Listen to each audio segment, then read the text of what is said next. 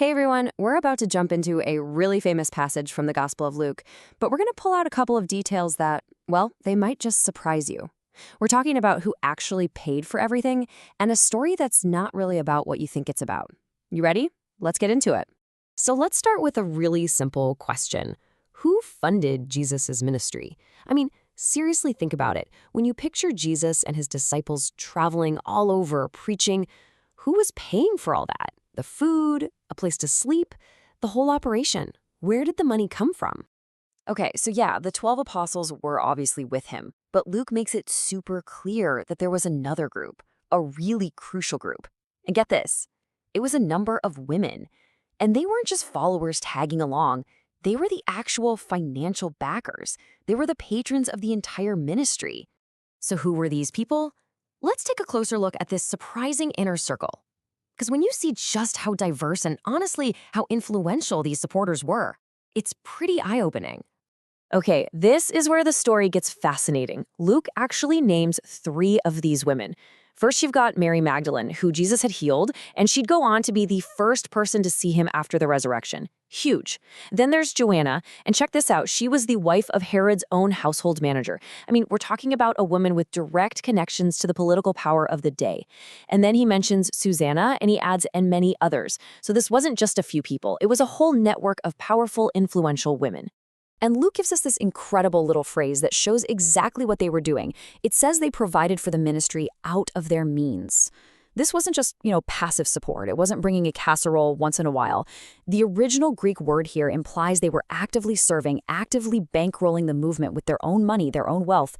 They were patrons, plain and simple. All right, so we've met the people funding the whole thing. But what was the message they were so invested in? To really get that, we have to look at how Jesus taught.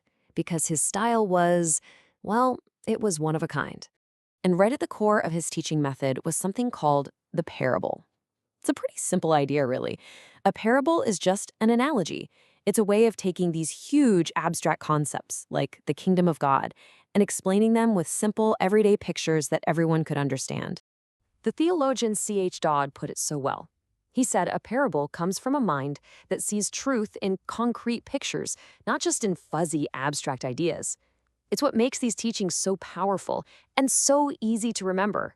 And, the power of this teaching style is just undeniable. Dr. Daniel Darko, who we're drawing from for this explainer, tells this amazing story. One of his students had an atheist philosophy professor, who taught a whole course on Jesus' parables.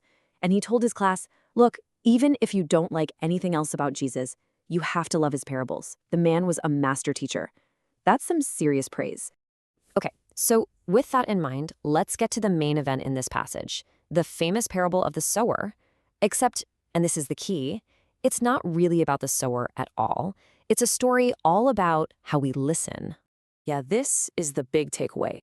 Even though we call it the parable of the sower, the story doesn't really care about the guy throwing the seed.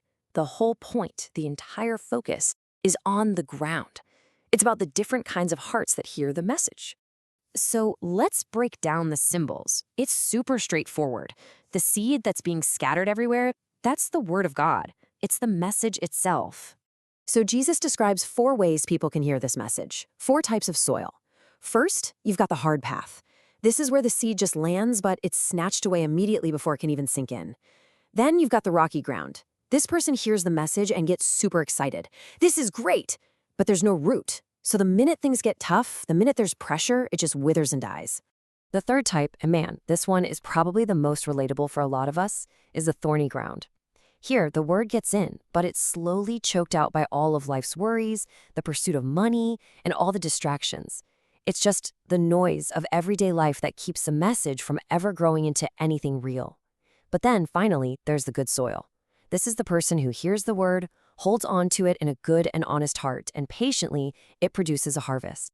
And this whole idea of listening and receiving the word, it all builds to this incredibly powerful, almost dramatic moment, where Jesus just completely redefines what it means to be family.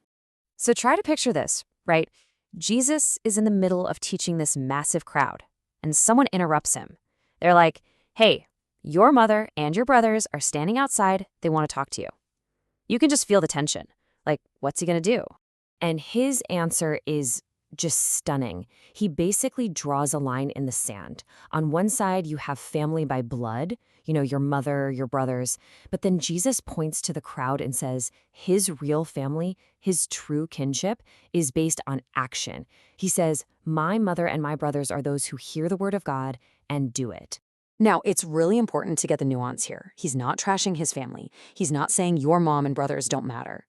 What he's doing is making a radical statement about what comes first. He's saying that your relationship with God, hearing his word and actually living it out, that's the number one priority. It's more fundamental than any other relationship, even family. And that brings this whole thing right back around to the beginning, back to that parable about the soil. It all boils down to how we listen, how we receive the message. So as we wrap this up, the parable leaves us with a really personal question to think about. It describes 4 ways of hearing, so which one are you?